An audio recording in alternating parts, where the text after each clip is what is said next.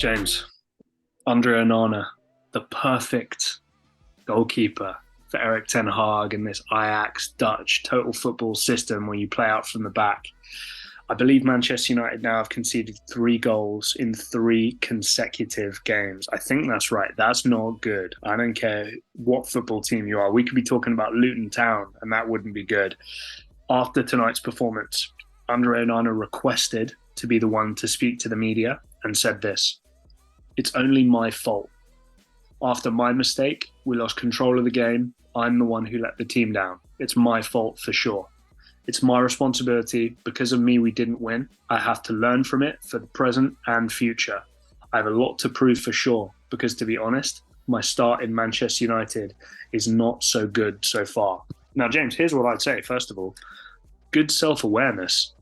I kind of respect the self-awareness because he's basically owned up to and accepted what everybody else is thinking, if we're being totally honest here. Now, he has some redeeming qualities. We've seen the pass completion. We've seen the long ball. We've seen a lot of good stuff. Manchester United playing out from the back has looked better than it ever has in a very short period of time. But James, they let go of a guy who was earning a lot of money, but won the Golden Glove last year for a guy who concedes goals for fun at the moment.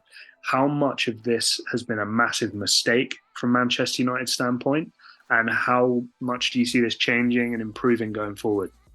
I feel like if anybody who watched Onana should expect this, should know this. If you watch Onana over the years, you should know that this is what it is. This guy is a crazy goalkeeper, and he's gonna get you off your seat.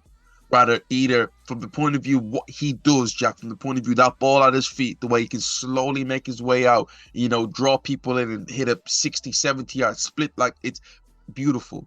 Yeah, but he also has the other side to him, Jack, where shot stopping to me isn't 100. It isn't amazing. It isn't his high point, and he does have calamity moments in there. The beauty is when he has the ball at his feet and how he can play make as a goalkeeper, which Eric Ten Hag really, really wants.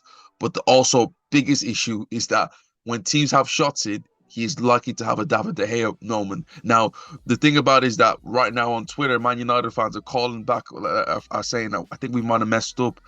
We really appreciate what David De Gea did. David De Gea at Manchester United come to the end wasn't great. But what he did for Manchester United overall as a goalkeeper, unbelievable. And the way that they treated him on his way out, I'm never going to do. Manchester United fans should never have accepted that. But this is what you signed up for. You got to be able to take the good and the bad. If you want to play now from the back, if you want your centre back to get it and knowing that when it, like once it goes back to Onana, it's in safe hands, cool. But you're also gonna have to get the second part when a shot goes in. It could also go in, and he's had a bit of calamity right now. But the one thing I do like about him, Jack, he doesn't lack in confidence, which people may say is a bad thing. But to me, it's a good thing, because when goalkeepers do drop in confidence, it's a tough thing to watch because mistakes occur. He seems to have a mindset that even if he makes a mistake, I'm still gonna get on a ball, move on to next one. Sometimes it might not great because you might have that awareness overall that, oh, I made a mistake, but you constantly keep on making the same mistake, which isn't a good thing. But his mindset, I do applaud. Yeah, you're absolutely right. He owns it, which I think is really important, and he knows that he needs to get better. I will say, if Manchester United wanted to work this out, and I guess I'm speaking more to the board of directors or whoever runs the recruitment team, you'd have given him a bit of time with the back four that he'd be playing with and the midfield he'd be playing with before he started playing these games. I think Varane hasn't played much. Lisandro Martinez, I think, has been injured as well. Luke Shaw's hurt. Is it Dallo? Is it Wan-Bissaka? Wan-Bissaka's now injured as well. Harry Maguire, I believe, is hurt. So André Onana is still, I feel, settling in, and I still don't think he's playing around him with the players that he'd like to play around him. But James, I'm talking about him like he's a holding midfielder and he needs to get to know his teammates and what they're likely to do. He's a goalkeeper and he needs to stop the ball from going in the net. I do agree with Gary Neville. I do think that the toughest position in English football is to be the Manchester United goalkeeper. I do agree with that sentiment, and I do think he does have the confidence to do that going forward. But again, he has nothing to prove with his feet. He has a lot to prove with his hands, and we'll see whether he does it.